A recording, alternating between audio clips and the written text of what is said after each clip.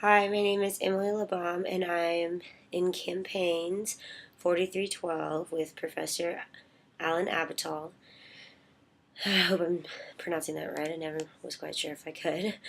Um, as far as my experience with this course and just my overall interaction that it required throughout the community, I found it to be really hands on. I really got a good first world experience of how PR works and how you have to engage with your publics and how you really have to get out there and attract or almost herd participants to take part in studies as far as focus groups and interest groups, which turned out to be very extremely difficult.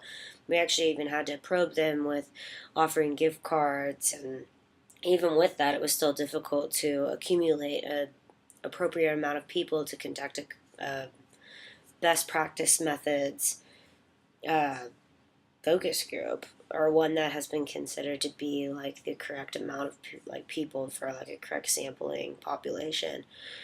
Um, Participants with surveys, it was hard to reach anyone outside of our own personal audiences as far as social media. I personally went to go conduct an interview with the director of the YWCA, Miss Glinda, and it was difficult to figure out with my schedule as far as school and work and everything I had on my plate, and then also correspond that with hers because it had to be at a time obviously most convenient for her because she was going out of her way doing me a favor. I definitely feel like this has taught me that I need to be a little bit more aggressive. And I know I suffer from anxiety, and I'm not exactly the best communicator. I'm great on paper, but I'm not exactly the best communicator when it comes to getting exactly what I want or saying what I want without tripping over my words or repeating myself or not exactly coming out how I intend to, which I'm sure I'm doing right now. But as far as societal needs and in the community, I feel like it is extremely important to really, really grasp that before anything in the field of public relations. That's the number one aspect of being able to reach a targeted audience or knowing what they need in order for them to make that connection or attract their attention or just accumulate an audience, whether it's on social media or in person, or just being able to connect and know what they need in order to produce something that they're going to react to is just number one for any campaign. And that's not even just as far as just getting like a response or a certain response. It's just knowing how to approach an audience in general before you even have your targeted audience. You need to know who's your biggest audience, and then who you need. That's obviously who you need to target, and then who out of that audience, how you can tailor a certain message or utilize different strategies in order to get the best response or the most reciprocal audience out of that population. The value of public relations to the community is sometimes, I think, taken advantage or taken for granted. People don't really realize how much hard work is put into PR.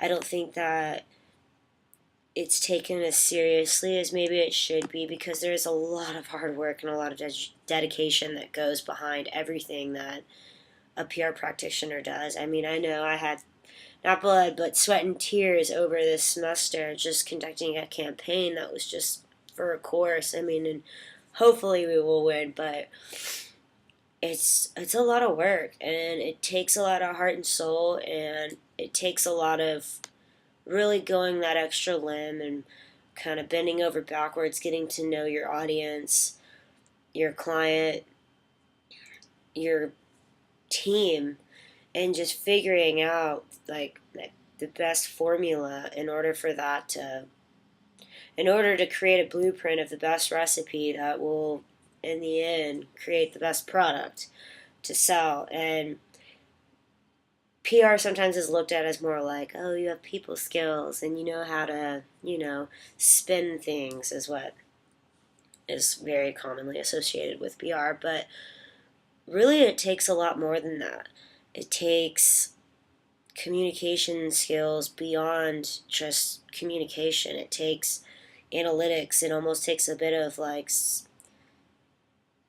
psychological approach. It takes metric analytics and being able to see what's trending, see what's appealing, being able to group, being able to properly sample, and even like just like any other science experiment. I mean, this is a social experiment. One off number or one misinterpretation of how or what you're saying can completely destroy all of your data. And just there's such a thin line between having a properly conducted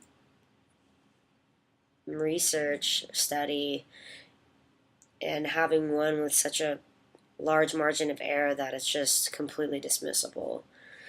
And I think it aids society in a lot of ways, but I also think that people don't realize how involved PR is in everyday life and everyone's life and everything you see and everything you do.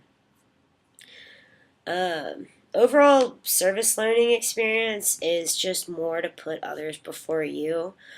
As a PR practitioner, I've learned that I have no part and no say in what's going to happen. I just give advice.